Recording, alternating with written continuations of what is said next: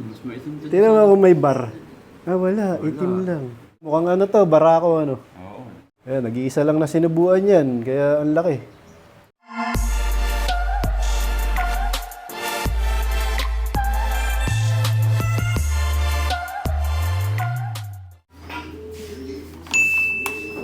Mawala na umaga.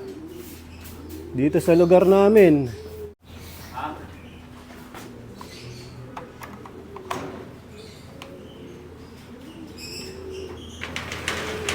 Walang laman yung young bird loop namin. Kasi nga, kinarga namin sa Padre Burgos, lahat. Nag-training kami kagabi sa ARPCI.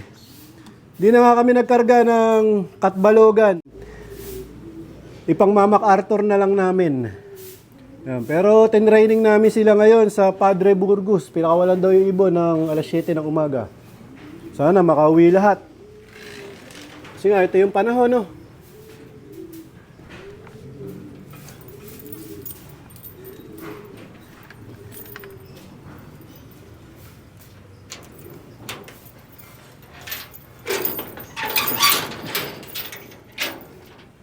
Ito yung panahon, maambon dito. Pero maliwanag.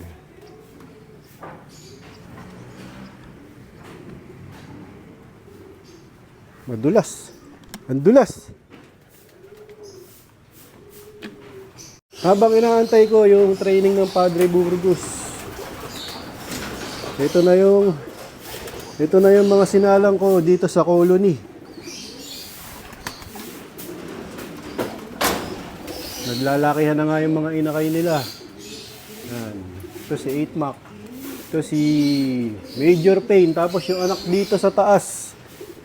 Ito na, binaba ko na. Yan, para makatukad. Para matuto siyang tumuka dito. Tapos masubuan din siya ng mga breeder. Yan. Yung iba dito, pag medyo malaki-laki na, ibababa ko rin yan. Dito, para masubuan sila dito sa baba ng mga breeder. Tapos, matuto na rin uminom.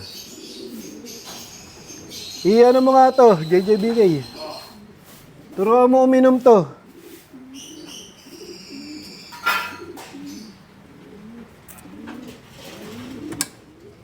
Ito yung mga inakay.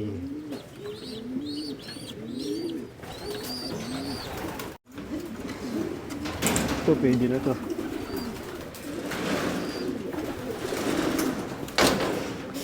Right.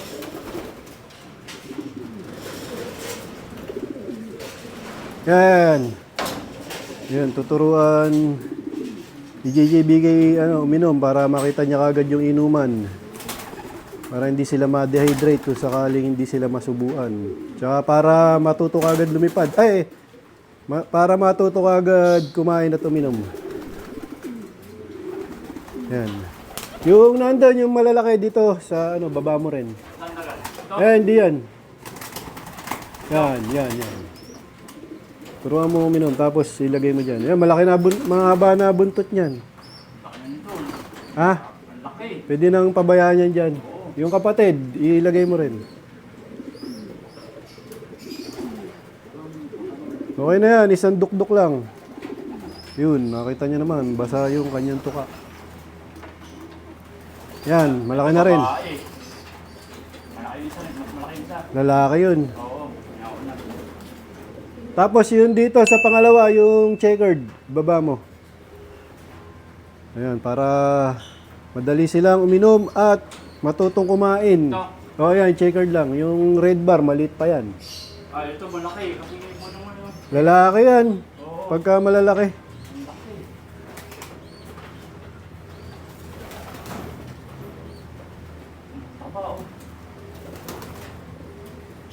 So yan yung ginagawa namin ngayon dito sa aming colony. Wala. Ayan.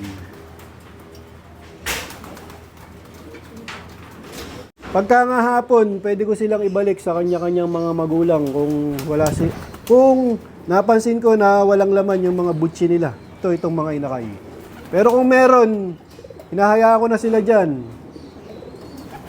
Tapos naglagay nga ako ng sibuyas doon sa sulok para kontra bulutong. Meron na nga isang binubulutong. Tapos dito sa mga breeder namin dito sa Ibunan, mga kalapatid, siniwalay na namin yung anak ni Whirlwind at ni Bulak. Ito na nga si Bulak. Ano yan, kinukondisyon ko ulit. May ipapares ako dyan bago. Ito na. Tapos, itong anak ni Itim at ni Golden. Nag-itim, ayan o, labas mo, JJBK, pakita natin.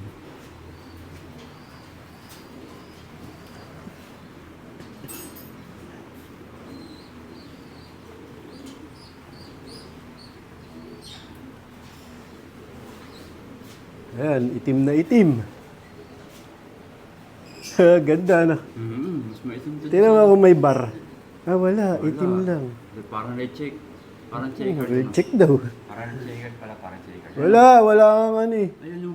Hindi pa checker yan. Hindi, itim lang. Mana dito sa ano. Mana dito sa tatay. Palitan mo na ng ano to. Nagtatago si itim, mga kalapatids. Ayan, itim pala yung ano. Palitan mo na ng ano yung paso. Ayan, itim mo. Bandimero eh. Ang ganda, mukhang ano to, barako ano. Oo. Ayan, nag-iisa lang na sinubuan yan, kaya ang laki. Lagay mo na dun. Ang laki. Ha? Ang laki. Isa lang eh. Solid yung subo ng dalawa, kaya malaki. Dandan. Ayan, mag-ano ulit to, magseset ulit ng panibagong itlog nila, second clutch. Ayan, naka-ready na ulit. Sana dalawa na sa susunod. Tapos ito yung mga anak ni Bulak at ni Whirlwind.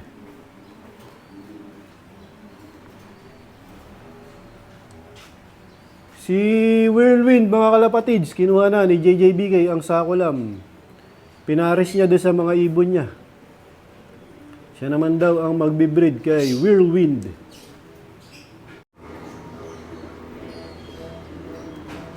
Meron kaming isa galing ng Padre Burgos. Time check, 8:29. Iisa. Maambon pa rin dito, mga kalapatids. Pero ano, sumikat na yung araw, yan. So, 17 yung kinarga namin sa Padre Burgos. Ano, mag-uwian.